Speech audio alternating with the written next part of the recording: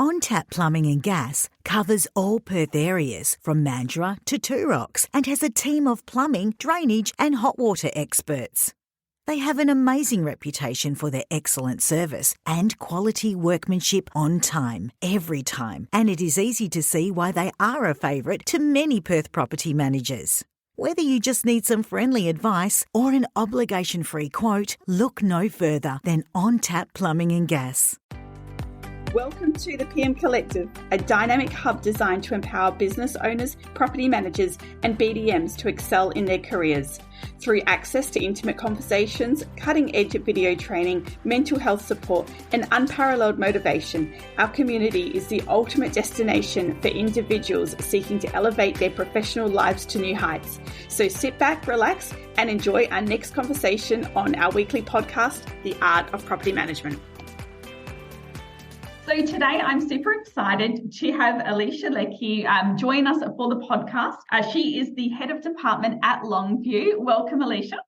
Thanks so much. Now, for those that don't know you, can you give us an intro as to sort of who you are, your history, and, you know, how you got to where you are now? For sure.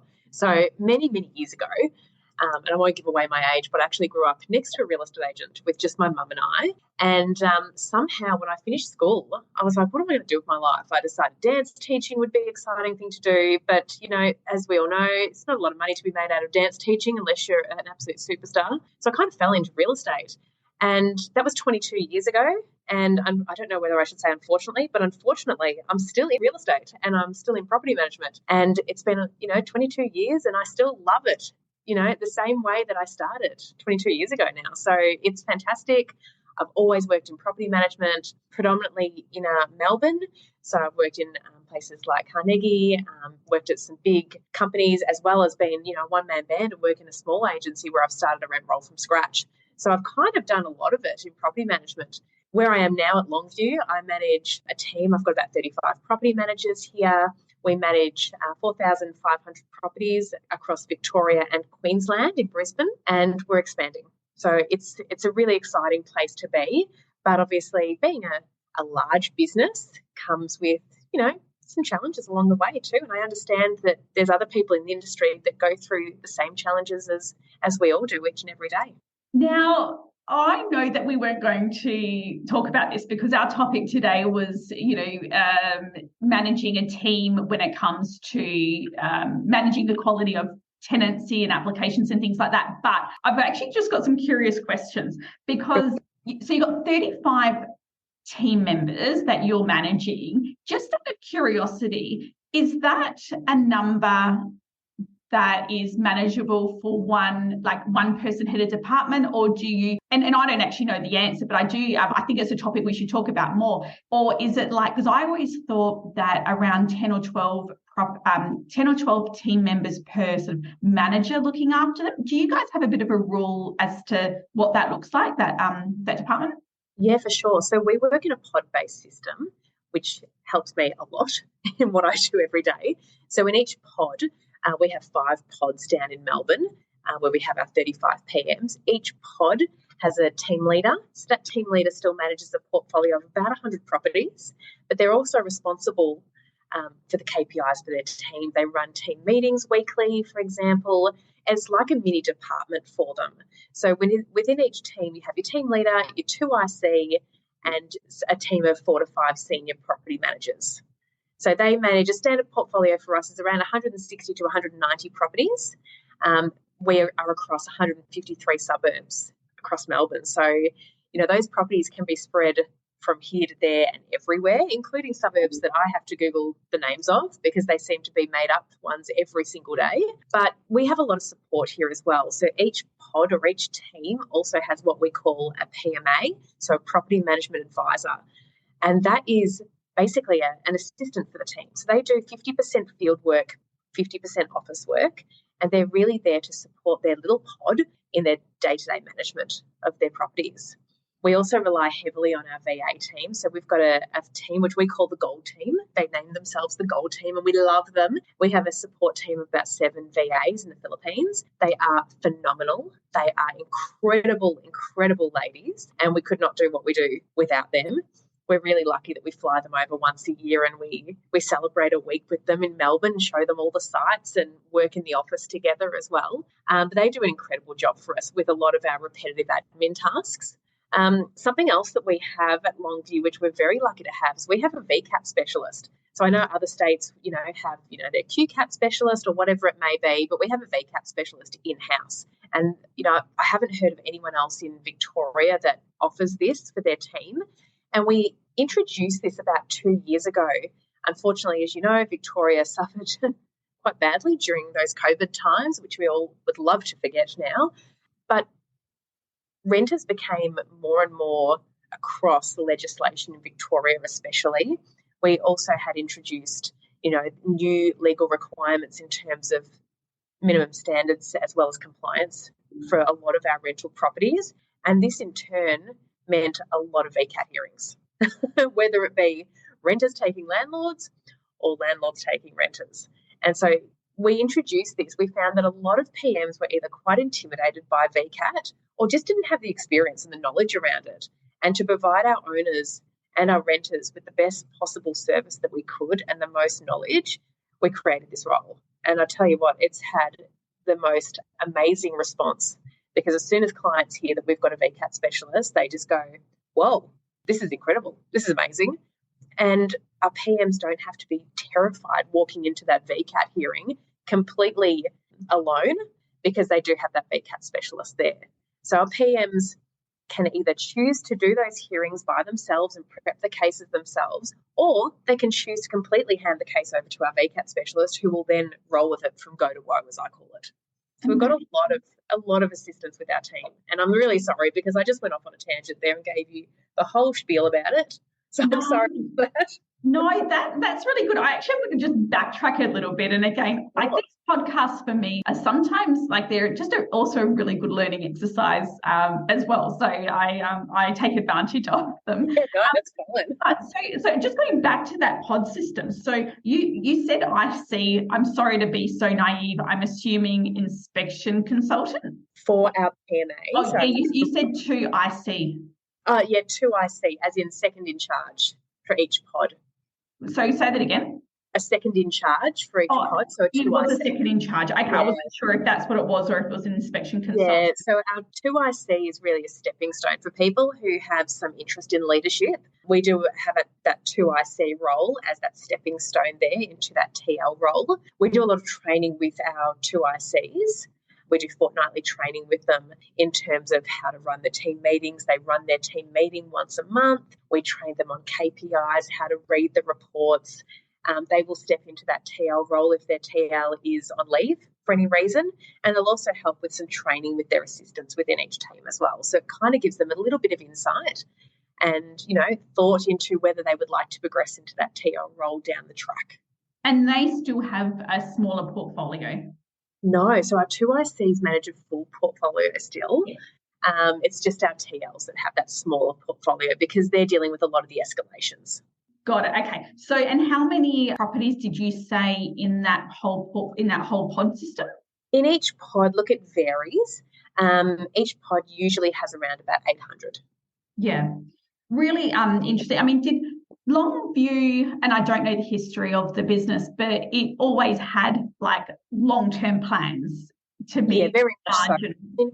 We're only 6 years young, so we're fairly new in business terms. We've done a few acquisitions along the way over the past few years, but I'd say over the last 12 months, we've really just consolidated, and we've really made a focus on client service and, staff retention and all those exciting things that while you're in the growth phase, it's really hard to focus on. Yeah, I going sort of back to my original thought with it all.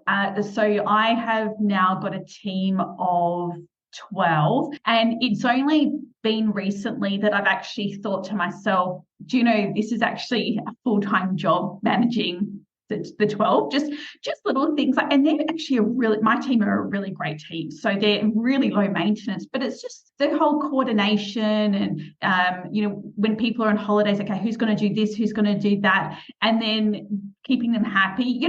It actually is quite, I feel like I'm quite busy. I feel like it's just about another whole position. So that's why I was just curious with the 35 team staff members that you've got. So then I guess ultimately you as a head of department, would you then be working with the team leaders mainly? Yeah, so the team leaders really are my direct reports. And then we have obviously skip meetings when I meet with the 2 ICs or when I meet with the PMs, for example. I do a lot of training with the TLs and we go through, the KPIs. We have weekly meetings, but I also train the team as a whole.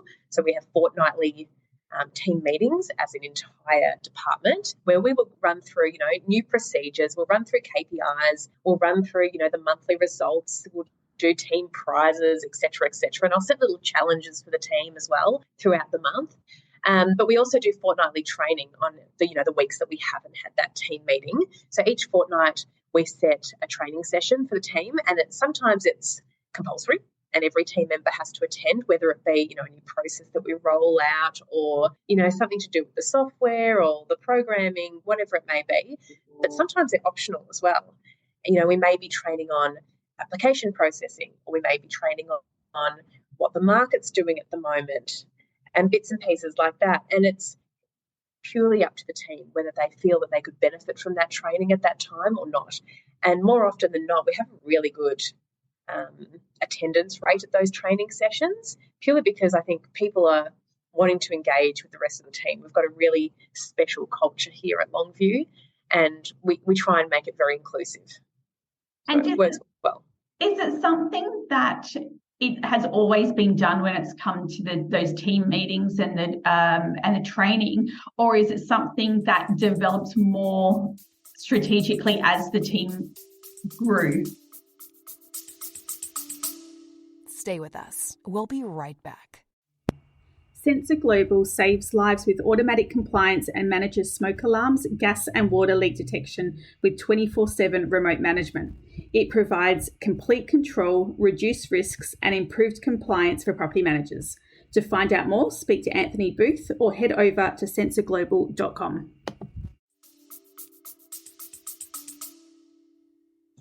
Definitely something that's been done strategically as well, because we've just noticed that as the team gets bigger, there has to be more focus on process.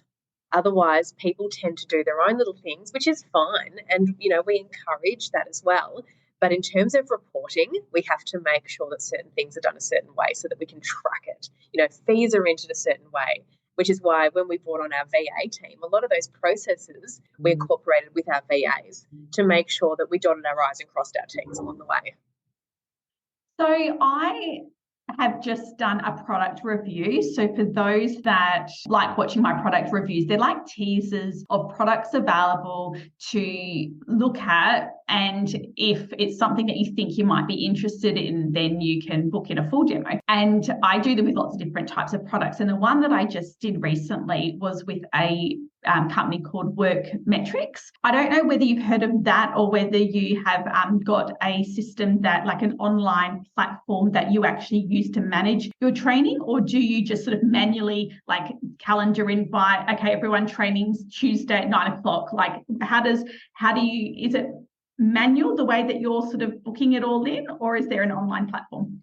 So at the moment, it is me being very manual with my Outlook calendar and sending training invites out to the team with a little bit of help from Excel as well.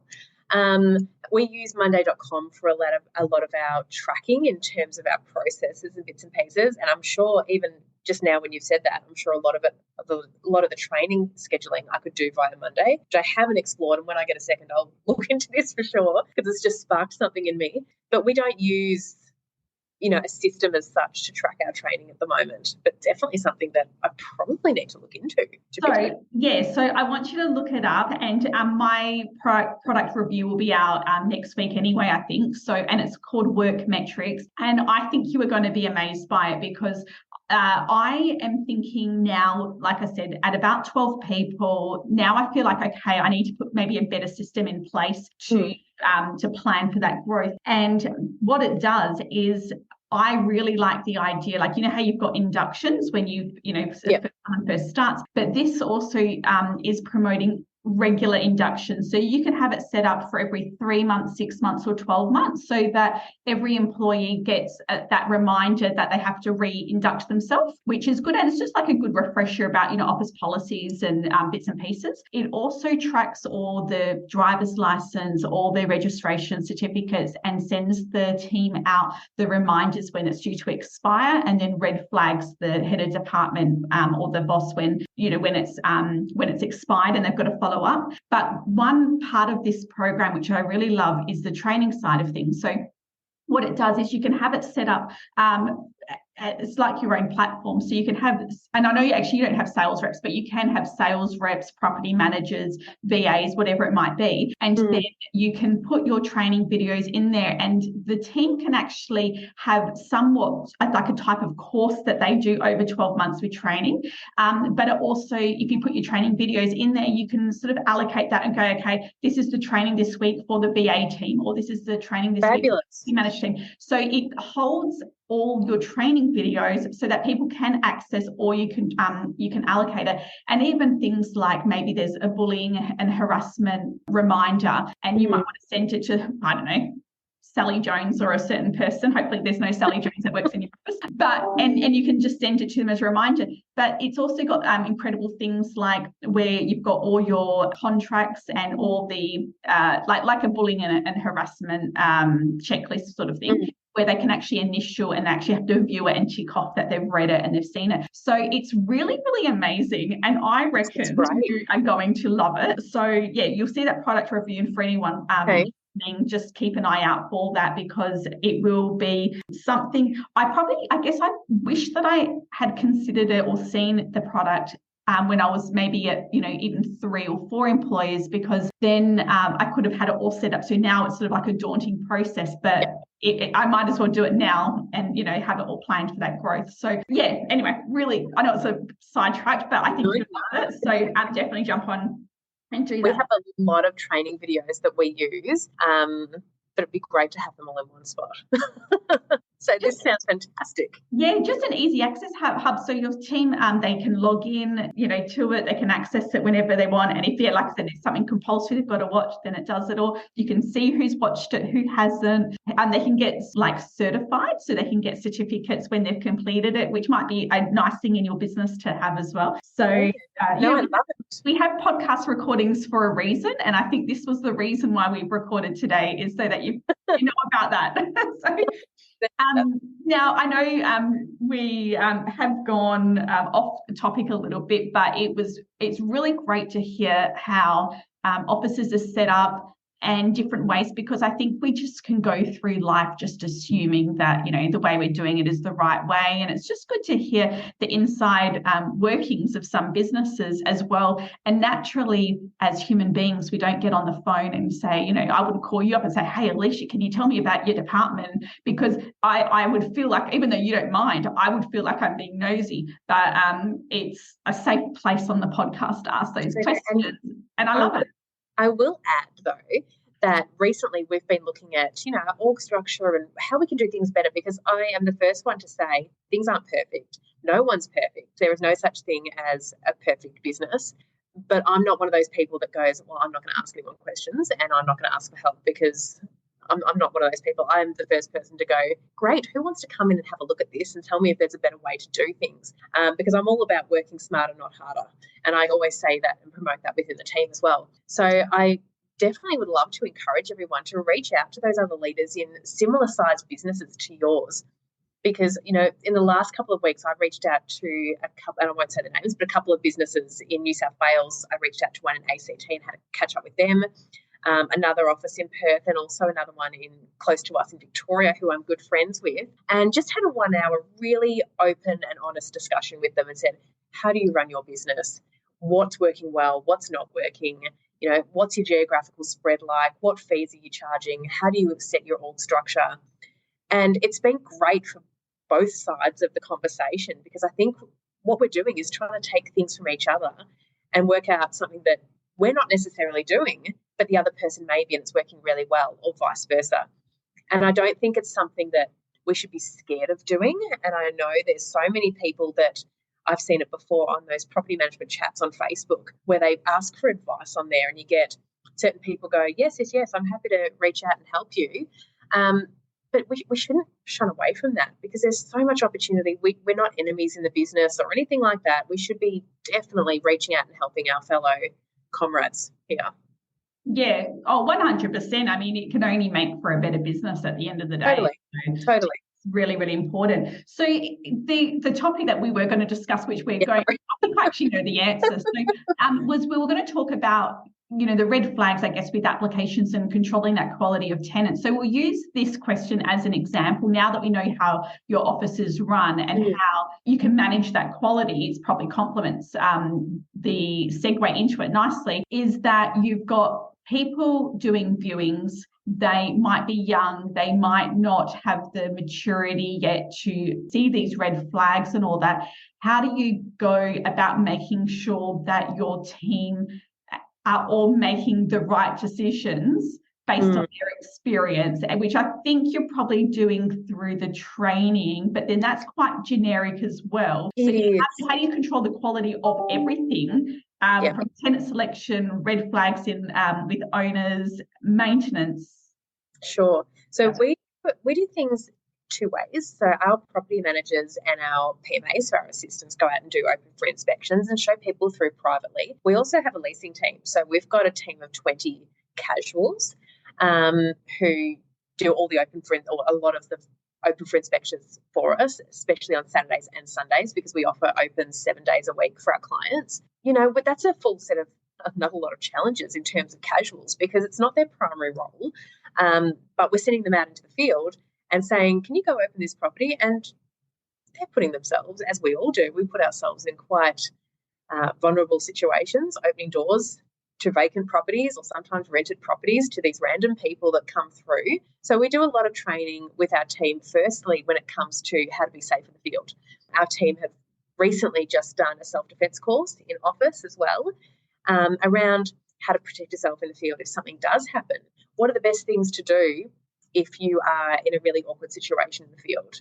Who do you call? How do you get your phone out? How do you deal with the person in front of you? Because I think that's the number one thing that, we're sending not only young people out, but vulnerable people out to these settings. You hear these horror stories where things have gone badly at an open for inspection or a routine inspection, and the poor property manager has been traumatised for it. We definitely don't want that with our team either. So we give our team a lot of support and guidance around this, whether it be our casual team or our full-time team. Both are just as important. So our casual team do a lot of training with us after hours. So we normally get them in and do a nice dinner and blah, blah, blah, and do some training around open for inspections, how to be safe in the field, etc.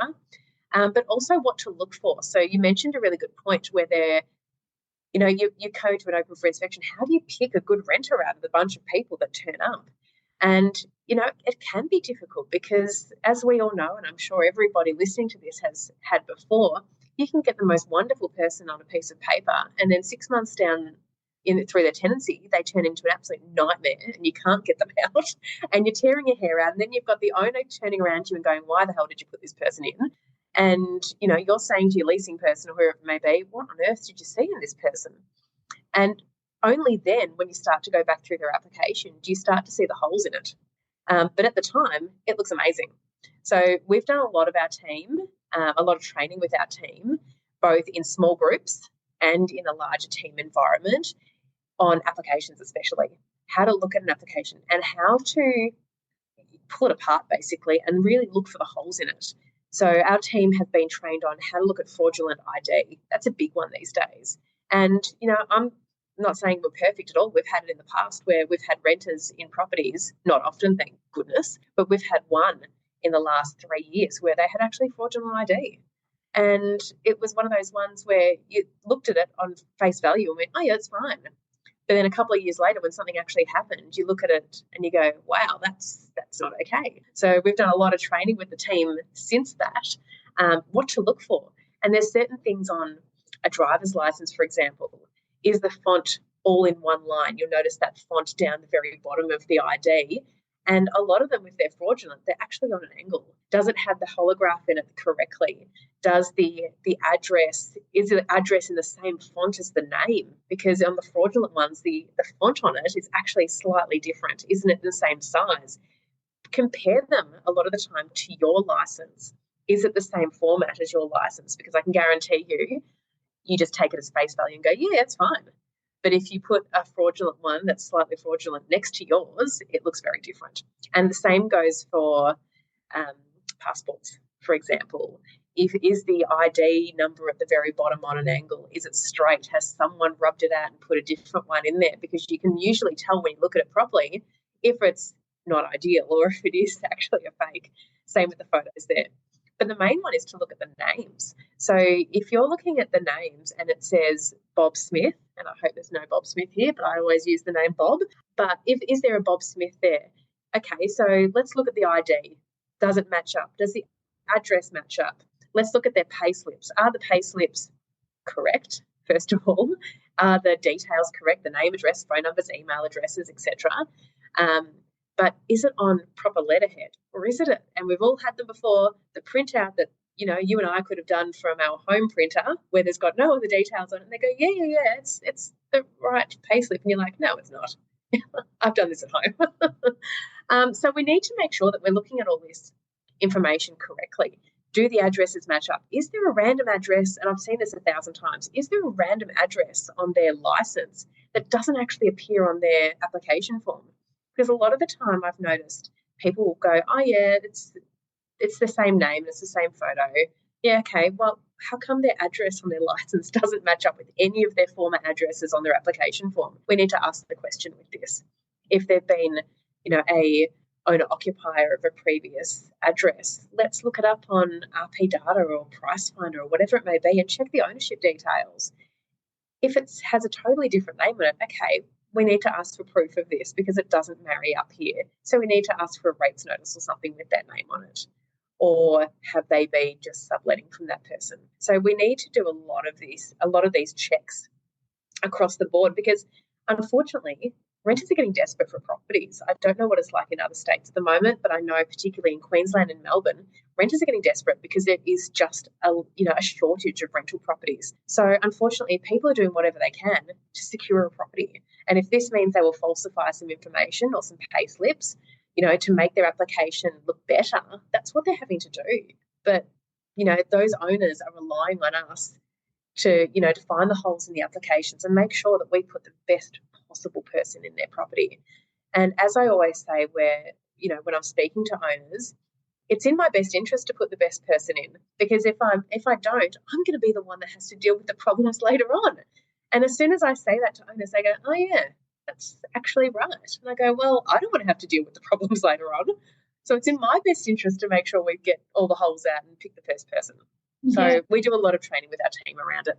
Yeah, amazing. Like I know that with picking up the address that's not mentioned on the application from the driver's license is definitely a big one that I see quite a lot. But I'll be honest, I don't know whether I've actually ever compared the driver's license, like with mine, just to check that it does look identical, the format and things like that. I mean, fortunately, I've been very lucky with tenant selections in my whole career, so it's very rare that I have issues with them. But I think that is an amazing training to have with your team is with the fraudulent ID and how to pick up on it. And even like you said with the passport, if the number's on a little angle and things like that. So they're really, really good reminders for people like myself if we're not going to that extent that that's really, really important. And I've actually just written myself a little note that I think that I'll do a video inside my PM club on the fraudulent ID and making sure people are checking that just as a reminder.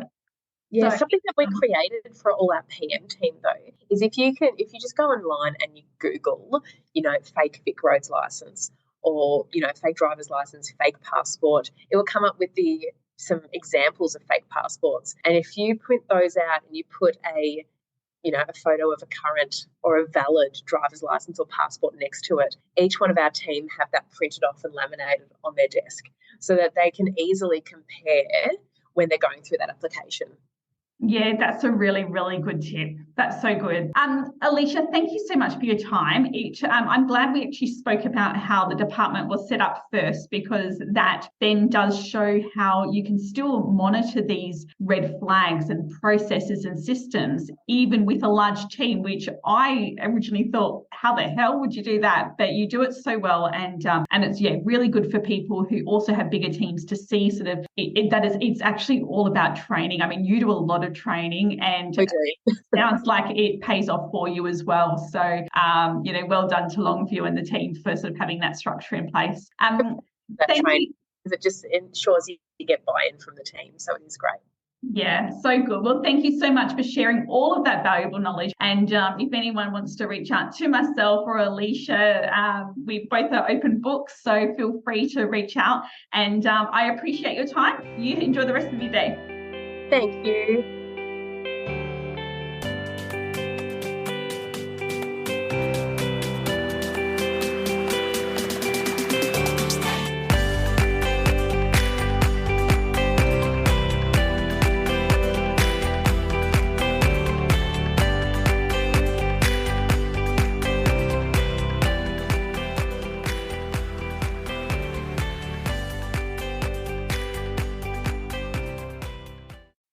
The Associates Co provide reliable, fully trained professionals to assist you with running and scaling your property management department, providing high-quality, pre-trained virtual assistants ready to hit the ground running and revolutionise the way you run your portfolio, ensuring your time is spent doing the high-value tasks inside your rent roll that really matter.